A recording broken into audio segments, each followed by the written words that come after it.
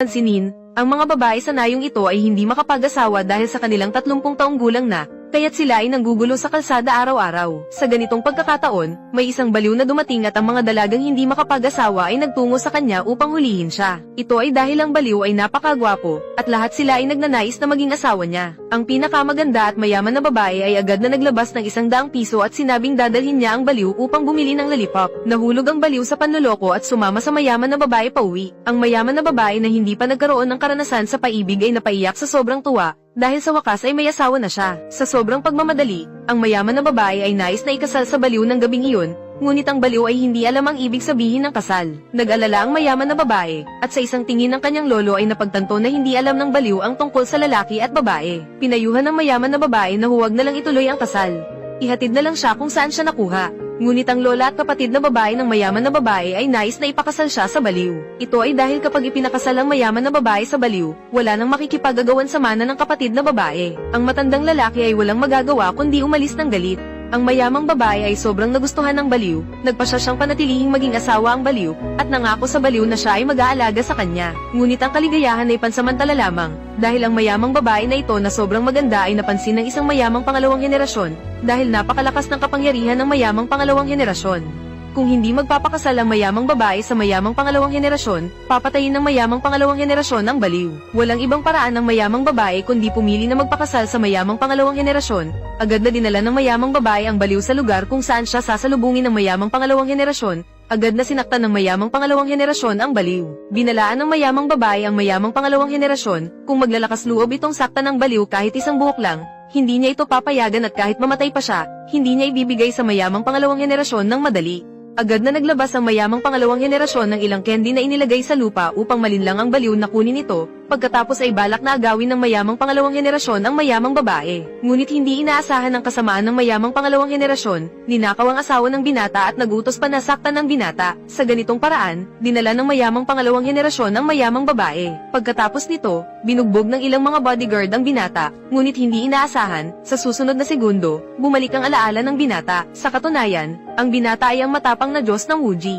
Hindi lang malakas ang lakas at may halaga na umaabot sa trilyon, ang binata na nagbalik ng alaala at kapangyarihan ay direkta na nagbigay ng pagkain sa bodyguard ng mayamang second generation. Naaalala niya na ang kanyang asawa ay inagaw ng mayamang second generation. Galit na galit ang binata at nagsumpa na babaliktarin niya ang mayamang second generation at ibabalik ang kanyang asawa. Pagkatapos ay pumunta ang binata sa hotel at nag-agaw ng kasal. May ilang mga walang kamatayang bodyguard na nais pigilan ng binata, ngunit walang sinabi ang binata at direkta na sumugod. Hindi maiiwasan na sabihin na ang binatang ito ay napakagaling sa kung fu. Sa oras na ang mayamang second generation ay nagpaplano na dalhin ang mayamang babae sa bridal suite, agad na pumasok ang binata. Nakita ng matandang babae ang binata na pumunta dito. Agad na nagpakuha ng kasunduan sa paghihiwalay at pinapapirma ang binata para makipaghiwalay sa mayamang babae, upang ang mayamang babae ay malinis na makapakasal sa mayamang second generation. Shumeng, ikaw ay naging pabigat ng 5 taon dahil sa taong ito. Ngayon, ang pamilya natin ay walang ibang pagpipilian. Ang iyong ama ay nag-resign. Mayroon tayong posibilidad na muling mabuhay, at maaari pa tayong sumulong ng husto. Pirmahan na agad, pirmahan mo na. Shumeng, huwag kang mag-alala.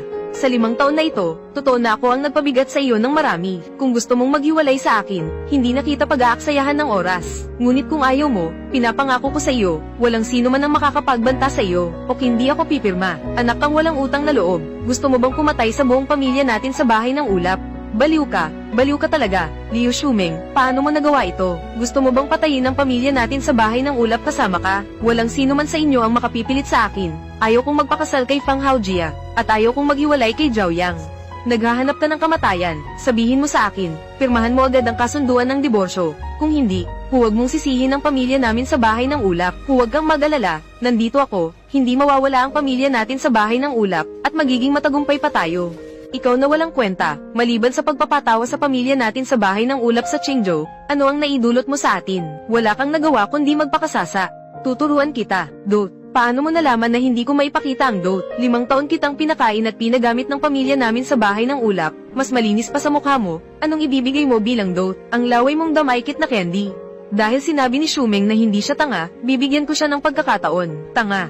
Kung magagawa mo ngayon na magpakita ng mas magandang Dote kaysa sa akin, papalayain kita. Pero kung hindi mo magawa, papatayin kita ng buhay-buhay. Huwag. Ikaw rin ba ang karapat-dapat na makipagkumpetensya sa akin? Talagang mahirap kang hanapin para mamatay. Fang Xiao, huwag mo lokohin ang babong ito. Wala siyang pera, anong ipapakita niya sa'yo? Bata, lubos na pinasama mo ang loob ko ngayon. Kung hindi ka makapagpakita ng kahit anong bagay ngayon, siguradong papatayin kita. Ako si Fang Haojia, ang nagsabi nito. Dapat siyang mamatay. Fang Xiao, patayin mo na siya. Kung ganoon ang gusto mong kompetensya, papayag ako. Pero kung matalo ka sa huli, pati ikaw, dapat magtapat kay Shumeng at humingi ng paumanhin. Akala ng basurang ito na siya ay isang malaking tao. Pinapakitaan mo ako ng paggalang, karapat-dapat ka ba? Kung karapat-dapat ako, subukan mo. Matandang ginang, pakiabangan, mabilis na sumunod, mabilis na tukuyin ng ibang tao. Lumayas ka, mahal. Sinabi ko na sa pamilya Cho na mag-a-apply ako para sa iyong kasalang gawain. Mabilis na sumunod, mabilis na tukuyin ng ibang tao. Ito ang utos ng Panginoon. Bilisen, kunin mo lahat ng mahalagang bagay sa pamilya Cho. Sumama ka sa akin patungo sa bayan ng pamilya yon. Lolo, ano ang sinasabi mo, Panginoon? Kung wala siya, wala rin ako, Chu Daoshan, at wala rin ang pamilya Chu. Hoy munting chairman. Maliit na chairman, bilisan mo, patayin mo ako. Ilang munting pagkain lang yan, kailangan ba talagang apihin ang bata? Maliliit na pangulo, ako ang sasagit sa dakilang guro. Terra, bobo ka talaga, hindi mo man lang maipakita ang kasalang gawain. Tuturuan kita, Ginoo, hindi siya ordinaryong tao. 60 taon nang lumipas, nawala ang kanyang kagandahan. Kung wala ang kanyang sagot, wala rin ang kasalukuyan ng aming pamilya ng Cho. Pangulo, dumating na ang panahon na may papakita ko ang aking pasasalamat sa kanya. Ginoo, ayon sa sinabi ko, totoong handa na. Opo lolo, okay lang na magpanggap kang baliw, pero ngayon, hindi na angkop ang ganitong uri ng panlilinlang. Isang basurang natagpuan mo sa Tambakan, bakit magbibigay ang pamilya ng Cho sa iyo ng kasalang regalo? Dahil sa basurang katulad mo, naglalakas loob kang batikyusin ng pamilya ng Cho. Ang pamilya ng Cho ang pinakamahalagang angkan sa Qingzhou, at pinakamalaking ari-arian ng aming pamilya ng Fang. Kung hindi ka tapat sa pamilya ng Cho, talagang wala kang alam sa buhay at kamatayan. Talagang hindi mo alam ang iyong ginagawa. Kapag dumating na ang kasalang regalo mula sa pamilya ng Cho.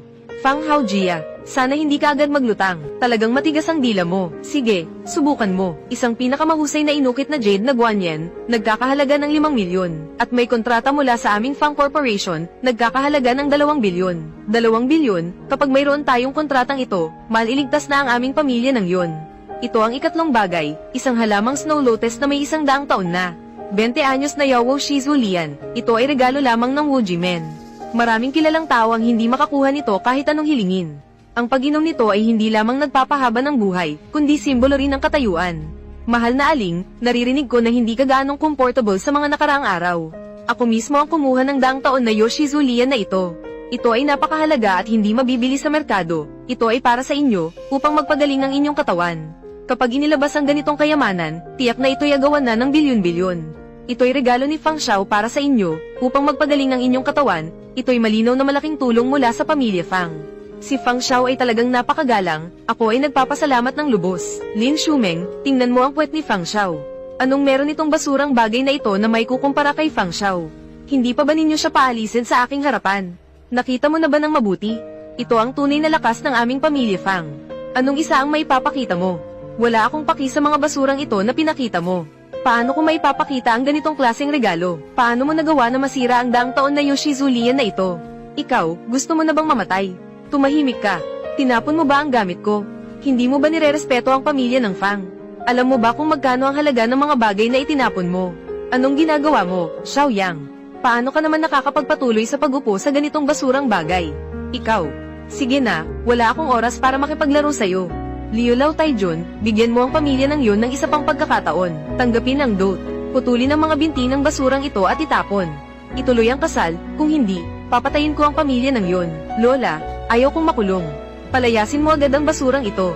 Tita yon, gusto mo bang kasama namin sa pagkakulong ang buong pamilya ng yon? Tita, huwag matakot. Tita, ito ang walang hanggang jade na ibinibigay ko sa iyo bilang dote. Kapag iyo ito, ang buong mundo ay magiging sayo. Buong mundo. Hindi ko alam kung saan niya nakuha ang basag na bato na ito mula sa basurahan. Nagpapanggap ka pa rin sa harap ko, Fang Haojia. Ipinapayo ko sa iyo na ibalik ito sa akin. Kahit na may kaunting pinsala, walang galit sa puso ng buong pamilya. Isang pirasong bato lang, gusto mo pang patayin ang pamilya ko. Ako mismo ang titingin sa iyo ngayon. Bobo ka, anong gamit mo para makipaglaban sa akin? Anong nangyari, Lolo? Bakit mayroong bato na ito? Bilisen, ipaalam sa Qingzhou na ipahinto ang lahat ng sasakyan para sa akin. Sa loob ng 5 minuto, pupuntahan ko ang bahay ng yon, dahil may taong hindi marunong magrespeto sa akin. Talagang hinahanap niya ang kamatayan. Bilisan, pabilisin. Opo, dahil may taong hindi marunong magrespeto sa Jade Pendant. Talagang hinahanap ko ang kamatayan. Ihanda ang espada at pumunta agad. Fang Haojia, hindi mo talaga alam kung gaano kalaki ang gulo na ginawa mo, no? Isang pirasong bato lang yan. Gaano kalaki ba ang gulo na magagawa nito? Balik na at buksan ng hukbo. Dahil wala siyang may pakitang kahit anong regalo.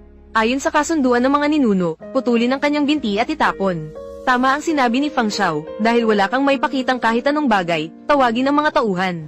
Huwag po, Lola. Ang taong ito, kahit basura lang, naglakas loob pa na humiling ng regalo mula sa pamilya Cho, napakabobo talaga.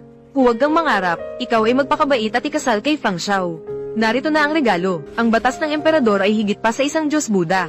Ang 200 bilyon na pagsasama ay mawawala ng kalahati. 1,000 taon na ang dugo ng Yao Chi ay lumitaw.